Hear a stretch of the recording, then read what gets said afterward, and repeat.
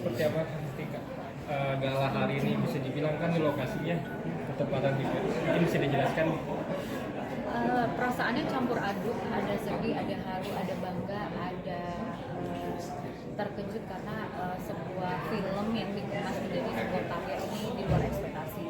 Gak ada yang cacat, gak ada yang kurang, semuanya sempurna, mulai dari pencahayaannya sampai story-nya sangat-sangat menggugah perasaan. Jadi horornya itu dapat, menegangkannya dapat, tangisan harunya karena ada beberapa hal yang memang sangat tragedi ya bagi Ayu dan keluarga, itu sangat menyentuh perasaan. Jadi bagi saya ini sebuah karya yang sangat mengharukan. Daerah mana sih kalau yang tahu? Tempat syutingnya ini yang diceritakan adalah di Watu Kandang. Watu Kandang itu di Desa Pandean. Kalau teman-teman media melihat Desa Pandean di dalam Google, di sana pasti akan ada bahwa Desa Pandean terpilih menjadi 50 destinasi desa wisata terbaik di Indonesia. Gitu. Jadi Desa Pandean ini mulai dari kebersihan alamnya, kemudian budayanya, Desa Pandean sangat-sangat siap menjadi desa wisata pilihan masyarakat. Di balik itu memang kisah nyata bisa dibilang. Kisah nyata ini menjadi pelengkap sebuah budaya yang turun-temurun menjadi warna bagi Kabupaten Trenggalek. Karena memang tadi disampaikan di dalam sebuah filmnya, aliran air yang mengalir di setiap sungai ini adalah air dari pantai selatan. Kita tahu bahwa sejarah pantai selatan sangat syarat akan mistik. Kita tahu ada sejarah dan cerita Nyi Roro Kidul. Jadi kita udah menjadi satu kesatuan karena bagian selatan atau Mataraman ini tidak boleh sembarangan. Sebelum syuting sempat ada ritual Selalu, jadi kita setiap sebulan sekali, kemudian sebulan 2 kali pasti ada ritual. Kalau telat melakukan ritual biasanya selalu ada kejadian. Nah, ada larangan juga nggak sih camping sebelum syuting kemarin? Iya, larangannya nggak boleh mempersonifikasi atau mengedit atau menambahkan cerita. Jadi benar-benar harus yang apa adanya. Kemudian tidak boleh pakai baju hijau. Itu kan kayak katanya ya, masih katanya, tapi ternyata benar.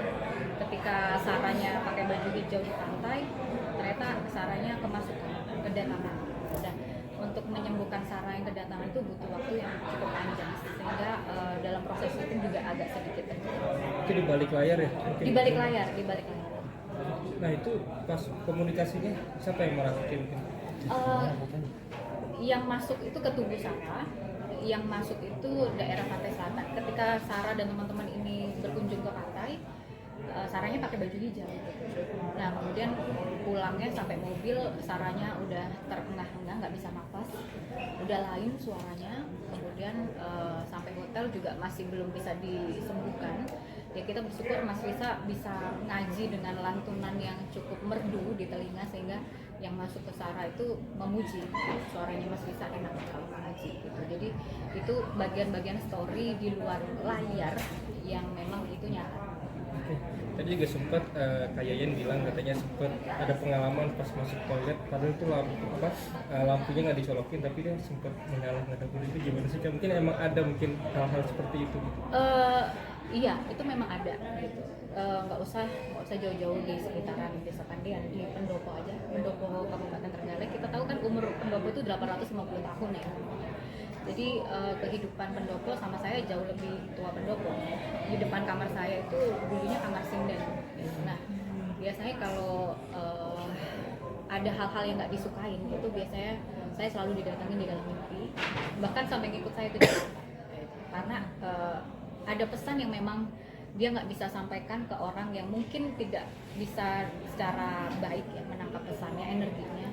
Tapi kebetulan waktu itu saya diberi pesan dan saya sampaikan ke Mas Ipin, kemudian dipindahkannya benda yang nggak disukai itu alhamdulillah udah nggak ada. Jadi memang kalau di Mataraman itu Mas, kita kan kalau di Jawa Timur itu kan ada tapal kuda ya, ada ya macam-macam lah pemetaan. Itu punya karakteristik mistis yang berbeda.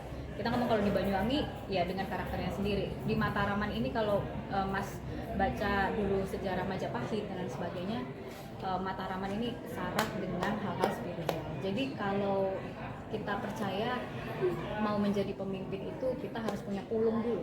Nah, pulung itu bagaimana cara mendapatkannya? Ya harus melekat dengan hal-hal spiritual. Bu Novita, tapi dengan adanya misi tersebut akan menjadi Trenggalek makin dikenal kan, promosinya juga makin gencar. Gimana ini sebagai istri dari? Iya, bagian mengharukannya di situ gitu. Karena saya sebagai pemimpin, pendamping pemimpin waktu itu sangat susah sekali untuk menceritakan hal-hal indah ya di Kabupaten Trenggalek. Salah satu sentuhannya dengan ekonomi kreatif. Jadi saya berharap dengan adanya film ini masyarakat seolah-olah menjelajah Kabupaten Trenggalek dengan mudah di wilayahnya masing-masing hanya dari layar bioskop. Kemudian ini menjadi pembuka rasa penasaran masyarakat Indonesia untuk datang ke Kabupaten Trenggalek dan nanti bertemu dengan saya akan sambut dengan durian terenak di dunia. Ada durian namanya durian Ripto. Itu rasanya nggak kalah dengan Musangking, tapi harganya harga dengan kearifan lokal. Kemudian ada lobster, ada ikan yang segar-segar karena kita wilayah pantai. Kak, sedikit nih Kak, mungkin dari Sinden sendiri mungkin namanya siapa sih? Mungkin dari latar belakang gimana sih Kak? Sinden yang mana? Sinden yang ada di Namanya Mbah Sarita. Saya ngomongnya harus hati-hati karena kalau enggak dia tiba-tiba ada. Karena tadi tuh horornya double. Saya nonton ini udah penuh dengan mistis, sebelah saya Mbak Ayu. Nah, kita kan nggak pernah menduga kapan Mbak Ayu menjadi Mbak Sarinta. Jadi saya tuh deg-degannya tadi double sekali, kenapa sebelah saya Mbak Ayu. Tapi ya alhamdulillah ini sensasi yang luar biasa. Berarti sebelum syuting ada izin dulu gitu? Ada, karena proses ini kan memakan waktu 3 tahun. Ya, insya Allah ini menjadi film pertama di Kabupaten Trenggalek. Kita sedang proses film kedua, doakan aja ya. Hai, terima kasih sudah menonton. Jangan lupa subscribe, like, comment, and share.